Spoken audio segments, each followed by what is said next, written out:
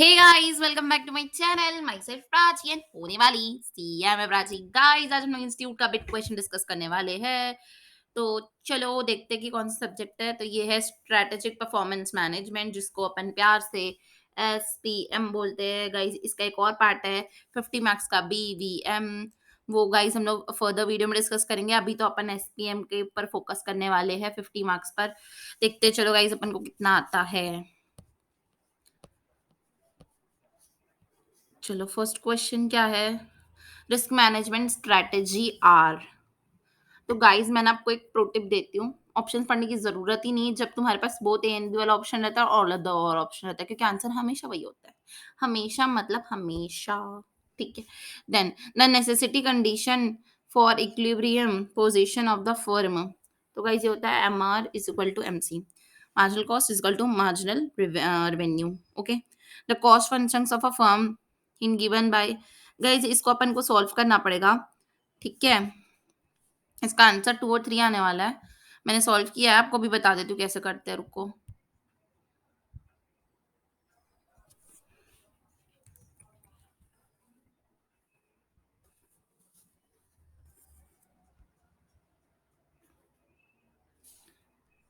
C is equal to x का power 3 minus 4x का power 2 plus 7। Guys इसको सबसे पहले अपन को एवरेज लेना पड़ेगा, क्योंकि क्वेश्चन में एवरेज का डिमांड है। तो ये ऐसे हो जाएगा। ठीक है गाइस। देन गाइस इसका डिफरेंशिएशन लेना पड़ेगा अपन को। डिफरेंशिएशन लेते हैं ना, तो गाइस हमेशा पावर वाली चीज सामने आ जाती है। जैसे x टू द पावर 2 है तो 2 हो जाएगा x, और 2 माइनस 1 हो जाता है, तो यहाँ पे 1 बचेगा। ठीक है। 4 जो है, 4 का पावर 1 है तो सामने आ जाएगा 1, तो कुछ भी चेंजेस नहीं आएगा, इसलिए इसको 4 लिखेंगे।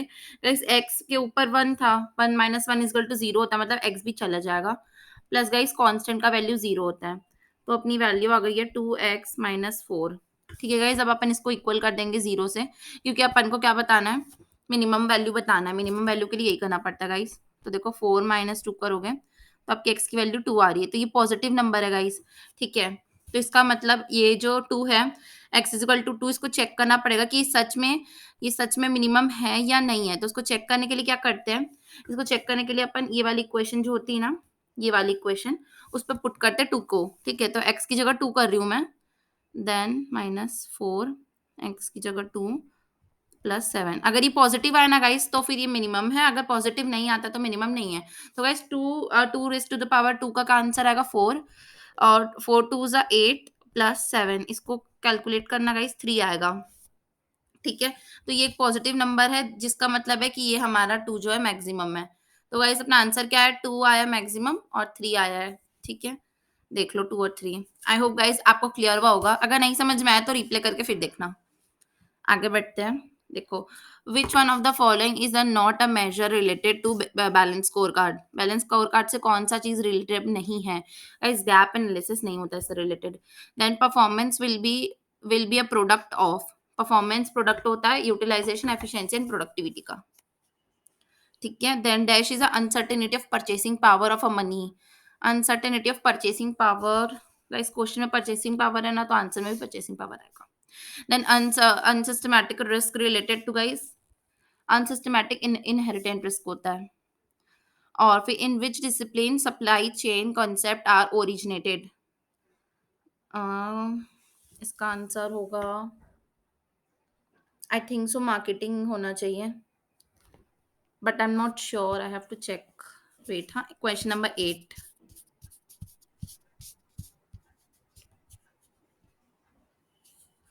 BVM का आंसर आ गया।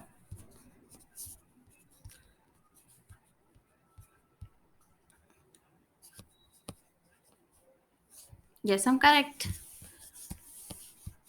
देख लो करेक्ट तो। ठीक है।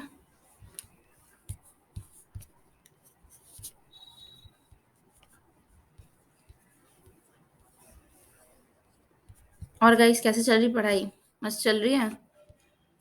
कुछ प्रॉब्लम होगा तो कमेंट बॉक्स पे कमेंट कर सकते हो। सबका अपना एग्जाम है each। ठीक है, देखते हैं। Under perfect competition at what point equilibrium of firm. Guys कब होता है, जब हमारा मार्जिनल कॉस्ट बढ़ते रहता है। ठीक है। Then financial risk arise out of, financial risk कहाँ से आता है?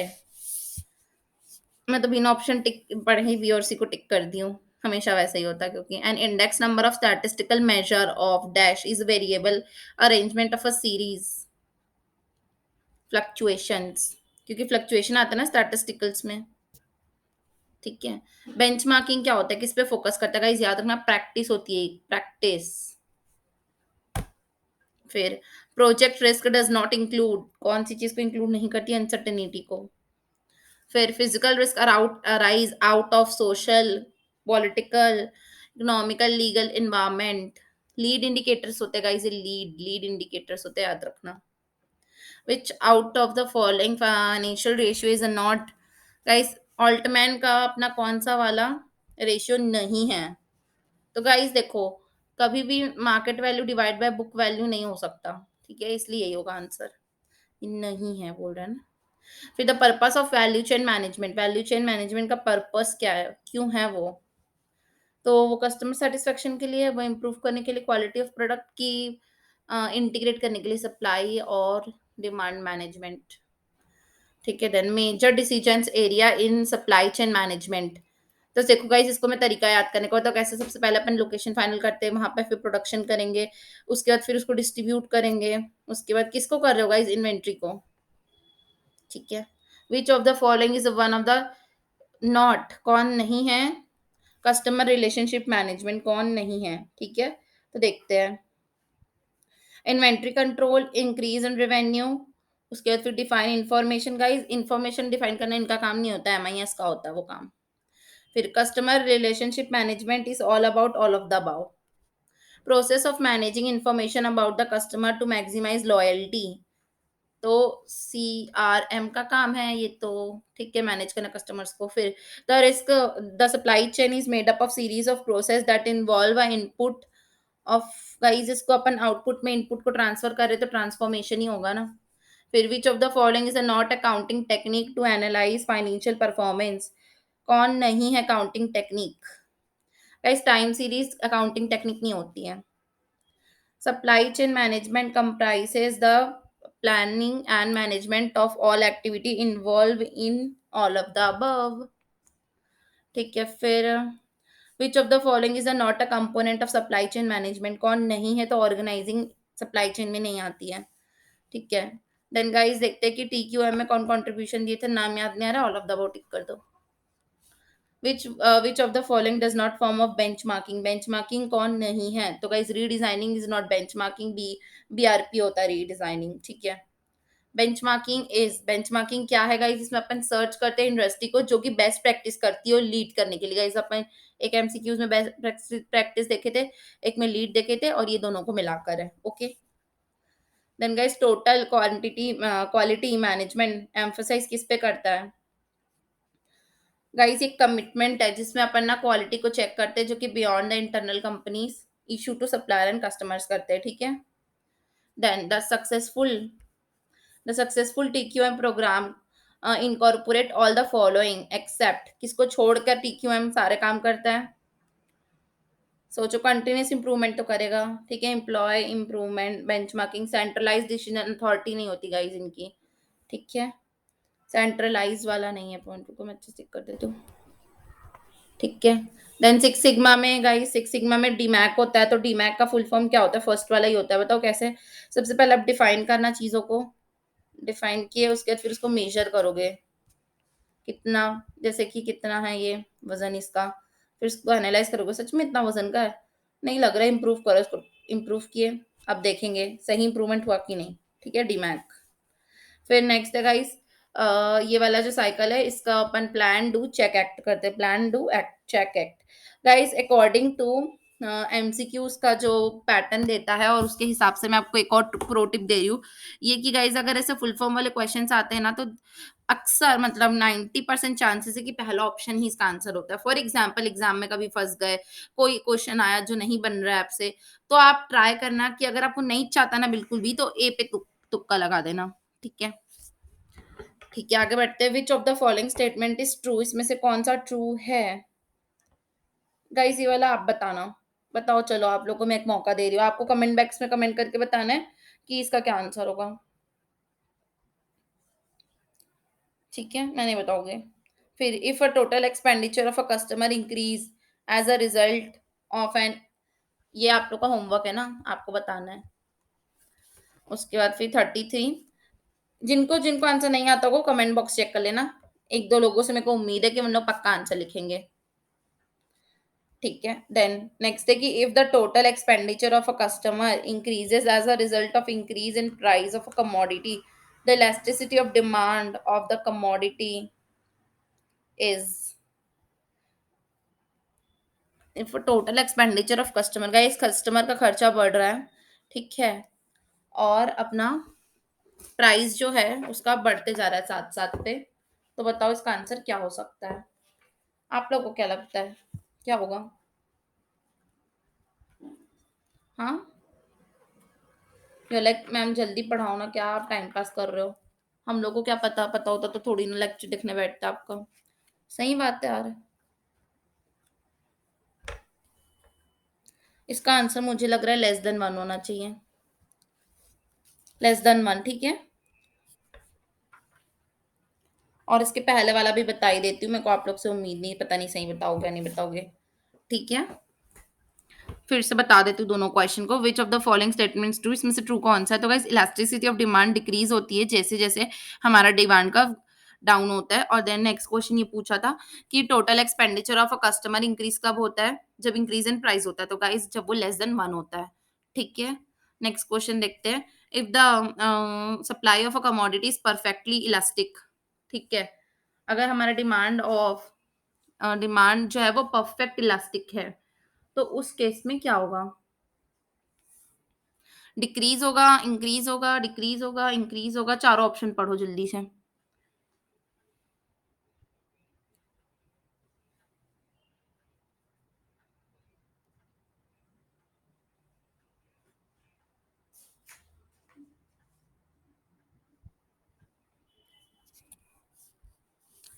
ठीक है गाइस, आगे बढ़े। पढ़ लिया आप लोगों ने, अभी तक नहीं पढ़ा। ये लाइक मैम समय चाहिए, we want some time. Okay बाबा, ठीक है, मैं ही बता देती हूँ। हमेशा की तरह ये ऑप्शन भी सी होगा। लगातार देख रहे हो, सी सी सी सी सी। ठीक है, सप्लाई कमोडिटी जो रहती है अगर परफेक्ट इलास्टिक है, तो उसमें इंक्रीज इन डिमांड अगर होता है तो उसका रिजल्ट ये है कि इंक्रीज होता है इक्विलिब्रियम की जो क्वांटिटी वो भी, और जब प्राइस कांस्टेंट होता है। ठीक है, नेक्स्ट है कि proportion of income spend on a goods is significant, price elasticity of demand for inelastic, for good trend to be inelastic. ठीक है, अगर प्रपोर्शन ऑफ इनकम जो रहेगा स्पेंड कर रहे हैं अपन किसी गुड्स पे, तो उसका प्राइस इलास्टिसिटी डिमांड जो रहेगा वो ट्रेंड होगा कि वो इनइलास्टिक हो जाए। ठीक है, फिर which of the following is true, इसमें से कौन सा ट्रू लग रहा है। मुझे तो बिना पढ़े बी और सी लग रहा है, आप लोग पढ़ लीजिएगा अपनी संतुष्टि के लिए। ठीक है, द डिमांड कर्व शोज, इस डिमांड कर्व हमको क्या शो करता है, क्या दिख रहा है आपको डिमांड कर्व में, बताओ बताओ बताओ भाई। The law of supply says, no no no no no no no, ये यहाँ पे मैं कैसे टिक कर दी, यहाँ पे करना था। ठीक है, the demand curve shows the quantity demanded of a goods at a various level of price of a goods. ठीक है, जो हम क्वांटिटी डिमांड करते हैं उस लेवल ऑफ प्राइस पे उसको डिमांड कर्व कहते हैं। ठीक है गाइस, इसके बाद अपन को बताना है कौन सा सच नहीं है, कौन सा झूठ है, झूठ। बताओ कौन सा झूठ है इसमें से। The law of demand says, ऐसा लग रहा है आपको, कौन सा लग रहा है बताओ। The supply curve are highly perishable goods का इज हॉरिजॉन्टल होता है, ये सच नहीं है। ठीक है, ऐसा जरूरी नहीं है, क्योंकि सप्लाई चेन जो रहता है वो पेरिशेबल गुड्स का हॉरिजॉन्टल हो, ये सच नहीं है, क्योंकि पेरिशेबल गुड्स जल्दी खराब हो जाते हैं, तो ऐसा नहीं हो सकता। ठीक है, then guys for complementary product the cross elasticity demand guys zero होती है। ये जीरो होती है बिल्कुल भी नहीं, नेगेटिव होती है। ओके, कि जीरो होती है, जीरो या नेगेटिव, नेगेटिव होती है। ठीक है, then guys when the income elasticity of demand for a goods is negative, जब हमारी इनकम इलास्टिसिटी डिमांड जो रहेगी वो डिमांड नेगेटिव रहेगी जब वो गुड्स इंफीरियर है गाइस। जैसे ना, इंफीरियर गुड्स का मतलब होता है जैसे कि अब हम लोग कोई मिस्टर एक्स है, ठीक है, वो ना उनके पास पैसा नहीं है तो वो अभी ना 1 रुपी केजी वाला राइस खाते हैं, ठीक है। जैसे ही उनकी इनकम इंक्रीज हो जाएगी, अब वो 1 रुपी वाला राइस छोड़ के वो 5 रुपीज वाला या 10 रुपीज वाला केजी वाला राइस खरीदना स्टार्ट कर देंगे। तो गाइस इंफीरियर गुड्स जो था वो इनकम बढ़ने से उसकी डिमांड नहीं बढ़ी बल्कि कम हो गई, ठीक है। तो वही है, the price elasticity of demand for a product is infinity। बताओ क्या होगा इसका answer. If the firm increase the price by 10%, अगर 10% से प्राइस बढ़ जाएगा तो फिर रेवेन्यू क्या होगा उसका, फॉल टू जीरो हो जाएगा, ठीक है। when the consumption of a product remaining unaffected by the change of price, guys unaffected है क्या होगा, परफेक्ट इन इनएलास्टिक होगा, तब जाके वो कोई अनअफेक्टेड रह पाएगा, ठीक है। Total revenue will increase, guys total revenue कब इंक्रीज होगा, जब हमारा डिमांड जो है वो इलास्टिक है और प्राइस जो है वो कम हो रहा है, ठीक है। डिमांड इलास्टिक है और और जो प्राइस है वो कम हो रहा है। In perfect competition a firm maximize its profit will set its output at a level of, बताओ गाइस कौन से लेवल पे रखेगा, जब मार्जिनल कॉस्ट रहेगी उसकी प्राइस के बराबर रहेगी, ठीक है। आ रही बात समझ में। एवरेज फिक्स कॉस्ट क्या होता है गाइस, हमेशा डिक्लाइनिंग होता है आउटपुट जैसे जैसे बढ़ते हैं, ठीक है। In short run which of the following is not correct for profit maximization, इनमें से कौन सा सही नहीं है प्रॉफिट मैक्सिमाइजेशन के लिए जब ए आर और ए सी बराबर हो। विच of the following is a curve, envelope curve कौन सा होता है गाइस, बताओ बताओ। What is envelope curve, long run average cost of curve, ठीक है गाइस। लॉन्ग रन में जो एवरेज टोटल कॉस्ट होता है वो एक एनवेलप कर्व रहता है। Then the supply curve under perfect competition in short run resemble, क्या बताता है बताओ। शॉर्ट रन में हमको क्या बताता है सप्लाई कर्व, कि जो मार्जिनल कॉस्ट कर्व है वो above the shut down point है, ठीक है। फिर which of the following is not a feature of perfect competition, perfect competition कौन सा नहीं है गाइस, लो प्राइस नहीं रखते उन लोग, यूनिफॉर्म प्राइस रखते हैं, ठीक है। फिर द हॉरिजॉन्टल डिमांड कर्व कहाँ रहता है गाइस, हॉरिजॉन्टल डिमांड कर्व किसकी पहचान है, बताओ, परफेक्ट कंपटीशन की। In India which of the best, guys इसमें से आप परफेक्ट कंपटीशन के लिए बेस्ट क्या बता सकते हो, rice colour sorry wheat cultivators wheat. In monopoly price is, guys monopoly में प्राइस क्या रहता है बताओ, इक्वल रहता है रेवेन्यू के, टोटल रेवेन्यू के, है ना। सही बोल रही ना मैम, बताओ। नो मैम आप गलत बोल रहे हो, सही जवाब है greater than revenue. Guys marginal revenue से ज्यादा रहेगा तब तो मोनोपोली ना, मोनोपोली में तो मैं अकेला मैं हूँ बॉस, ठीक है। फिर the demand of which of the following goods is best illiterate, guys इसका मतलब होता है ड्राइव डिमांड का मतलब होता है कि डिमांड ना कस्टमर्स के लिए, कस्टमर वाली डिमांड नहीं होती बल्कि इंडस्ट्री या मैन्युफैक्चर वाली होती है, रॉ मटेरियल की डिमांड को बोलते हैं अपन ये। तो किस पे लगेगा, मशीनरी में लगेगा, ठीक है। आप perfectly competition firm earn abnormal guys abnormal profit कब कमाते हैं, बोथ ए एंड बी में कमाते होंगे, और कब कमाएंगे, ठीक है। Which of the following is a true, इसमें से ट्रू कौन सा है बताओ, विच of the following is true, true कौन सा टूरू है, जब एम आर कर्व जो रहेगा वो लाई करता है बिलो मतलब नीचे ए आर के, ठीक है। उसके बाद फिर इक्विलिब्रियम कंडीशन ऑफ मोनोपोली कैसे रहता है, जिसमें अपन क्वांटिटी मैक्सिमम बेचते हैं, ओके, कि मार्जिनल कॉस्ट और रिवेन्यू बराबर होते हैं वो होता है, बताओ, सी वाला होता है, ठीक है। मार्जिनल रिवेन्यू और मार्जिनल कॉस्ट जब बराबर होते हैं तब वो मोनोपोली फर्म की कंडीशन होती है, ठीक है। Which of the following is a false, guys false कौन सा है इसमें से, इसमें फॉल्स इजी एंट्री और एग्जिट लग रहा है क्या, बताओ, क्या आइडेंटिकल गुड्स होगा, अरे भाई कुछ बोलो भी, मैम आइडेंटिकल गुड्स लग रहा है, okay guys you are correct, ठीक है। Which of the following is not a feature of monopolistic competition, monopolistic competition का कौन सा फीचर नहीं है, मोनोपोलिस्टिक मोनोपोलिस्टिक मोनोपोलिस्टिक का कौन सा फीचर नहीं है, नहीं है नहीं है, बताओ बताओ बताओ बताओ बताओ। गाइस इसमें कोई सिंगल सेलर नहीं होता, सिंगल सेलर तो मोनोपोली में होता है। इसका आंसर तो मोनोपोली होना चाहिए। ओके, ओके, ओके, ठीक है। फिर which the demand are the most product very directly with the change in customer income such product are known as, बताओ। जब डिमांड है बहुत ज़्यादा डायरेक्टली चेंज होती है, जैसे कि कस्टमर की इनकम चेंज होती है वैसे ही।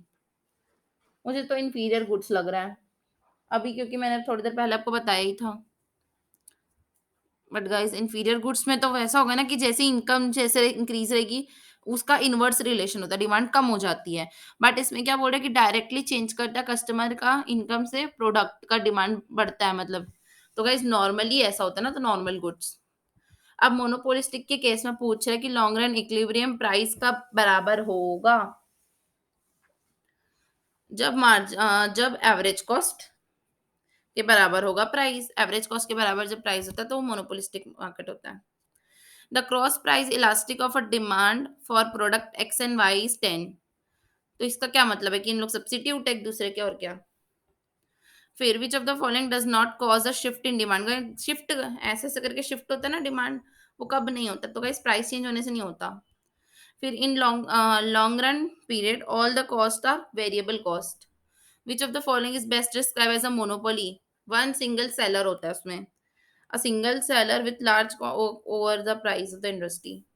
For perfect competition, shutdown point in the short run is where the price of a product fall below.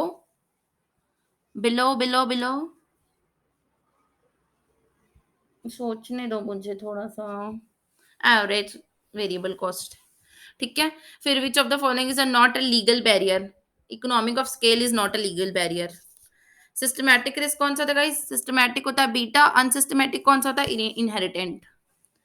Which of the following is a not a risk management technique. कौन सा risk management technique नहीं होता है, तो maximise तो करना नहीं होता अपन को, ठीक है क्या। बोलो बोलो। Risk, financial risk is associated with, किससे एसोसिएट रहेगा, finance. Systematic risk guys beta होता है। पोर्टफोलियो डाइवर्सिफिकेशन से सिर्फ और सिर्फ अनसिस्टमैटिक रिस्क जा सकता है, बीटा हमारी लाइफ में तब भी रहेगा। Increase in interest guys, interest से ना, इंटरेस्ट।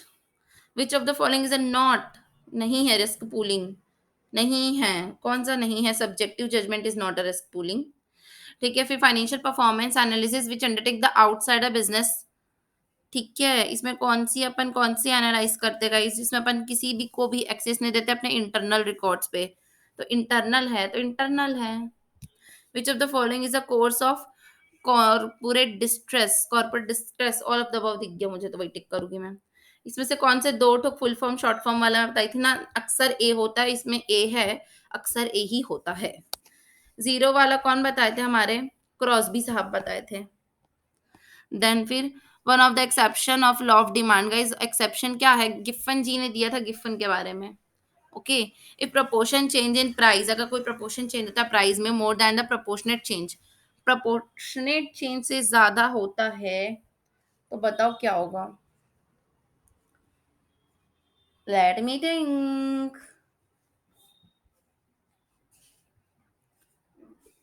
ला ला ला ला ला।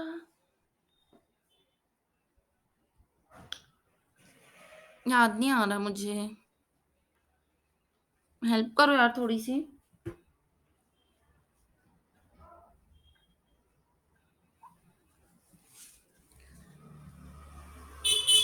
परफेक्ट इलास्टिक ऑफ डिमांड,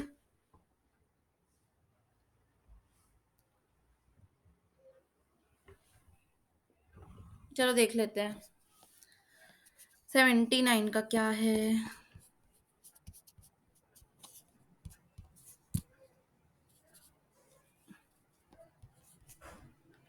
79 का ए है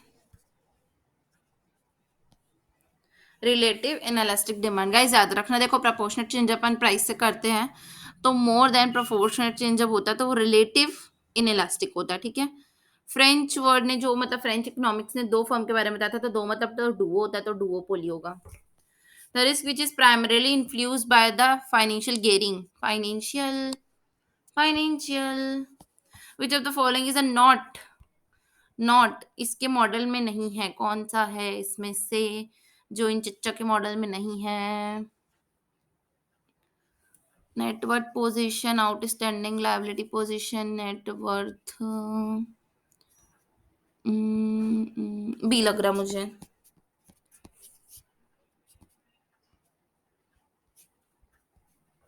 yes, I am correct, I am correct, I am correct. Outstanding वाला जो एकदम अलग है ना, वो नहीं होगा। फिर द टाइप ऑफ बेंचमार्किंग जो कि डेवलप करता है अ कोर कॉम्पिटेंसी का। कोर कॉम्पिटेंसी अपन ना सिर्फ स्ट्रेटेजी से कर सकते हैं, तो स्ट्रेटेजी होगा इसका आंसर। ठीक है, फिर dash is a overall productivity का, टोटल फैक्टर प्रोडक्टिविटी ही होता है हमारा ओवरऑल प्रोडक्टिविटी। अब फर्म गाइस जिसका क्वेश्चन है, मैं आपको फिर से बताऊं? अभी तो बताई थी, सेम क्वेश्चन है, आप लोग कर लेना। ओके, इसका आंसर बताओ क्या आएगा? 9। मैंने कैलकुलेट किया था, देन 9 आया था। ठीक है, फिर which of the following is a not a type of benchmarking? कौन सा इसमें टाइप ऑफ बेंचमार्किंग नहीं है? ब्रांड बेंचमार्किंग नाम का कोई भी नहीं है। अगेन गाइस फिर से सेम क्वेश्चन है, इसमें थोड़ा रिवर्स कैलकुलेशन करना है। बताओ क्या करना है?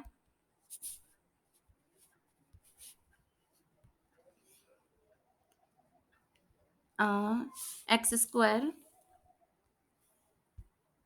-4x, यही है ना? हाँ यही है। तो गाइस देखो ये एवरेज है, ये खुद एवरेज है, तो इसमें इंटू एक्स कर देंगे तो कितना गया एक्स का ये। रुको रुको रुको रुको रुको, थोड़ा सा गड़बड़ है, ऐसे नहीं होगा। इस पे तो डिफरेंशिएशन लगा हुआ होगा ना।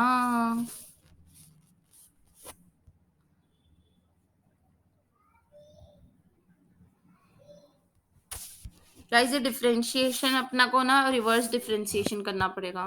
कैसे करेंगे? देखो अगर ये यहाँ पर 2 है, मतलब पहले इसमें यहाँ पर 2 है, इसका क्या मतलब होता है कि यहाँ पे प्लस होगा, मतलब ये x⁻³ होगा, है ना?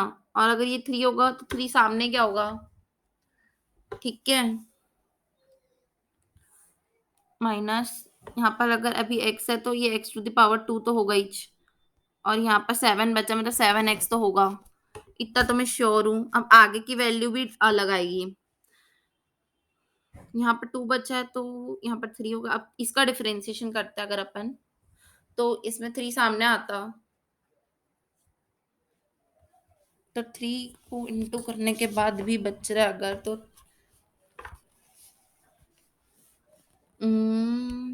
भूल गए। 3x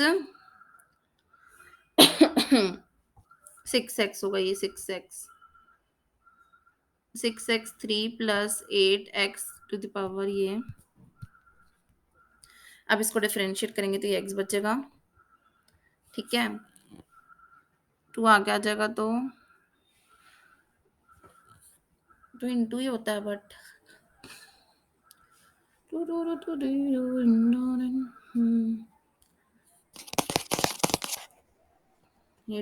ये 2x² होगा, और यहाँ पर क्या आएगा? 3 × 2 = 6, यहाँ पर कुछ नहीं बचना चाहिए, यही होना चाहिए शायद।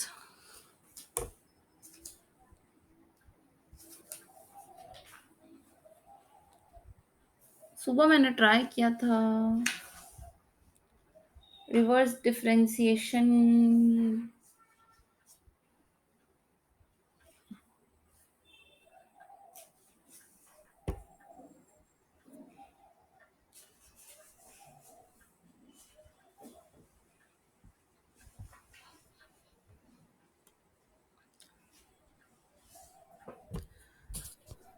छोड़ो, आगे बढ़ते हैं। इसका आंसर ये होगा। बताओ कैसे होगा? चलो मैं इधर से ही बता देती हूँ। इसका डबल होगा 8, यहाँ पे 2 है तो मतलब 2 है, मतलब यहाँ पे 3 होगा, 3 × 2 = 6 होता है, तो इसलिए 3। नहीं पता यार कैसे होगा, बट यही वाला होगा। दिमाग खराब हो जा रहा है मेरा। क्योंकि इसको एवरेजिंग भी लेना है और एवरेजिंग करने के बाद डिफरेंशिएशन करने के बाद ये आंसर आएगा। ये after averaging and after differentiation है, उसका रिवर्स कैलकुलेशन करना पड़ेगा। विच one of the following is a strategy is not a managing risk? इसमें से कौन सा मैनेजिंग रिस्क नहीं है, इस मेजरमेंट वाला नहीं होता। फिर for monopolistic firm the firm will be maximum when, जब M R is equal to M C होता है। Which of the one is a not a ओलैप? ओलैप नहीं है कौन सा वाला? तो गाइस ओलैप वो नहीं है जो हार्डवेयर टेक्नोलॉजी में लगता है। फिर performance management create a direct link between guys, direct link ना ऑर्गेनाइजेशन और एम्प्लॉय परफॉर्मेंस में करता है। फिर if productivity growth of organization is dash then that of its competitor, firm is better to consider to be more effective. The productivity growth is higher than the competitor. अगर higher रहेगी तब तो हम लोग को अच्छा लगेगा ना। The program with the compress the planning of all the sourcing procuring, ये सब अपन इसमें सप्लाई मैनेजमेंट में करते हैं। गाइस ये क्वेश्चन का आंसर मैं नहीं बताया तो मुझे अच्छा नहीं लग रहा है। अपन ना एक बार इसके सोल्यूशन पे देखते हैं।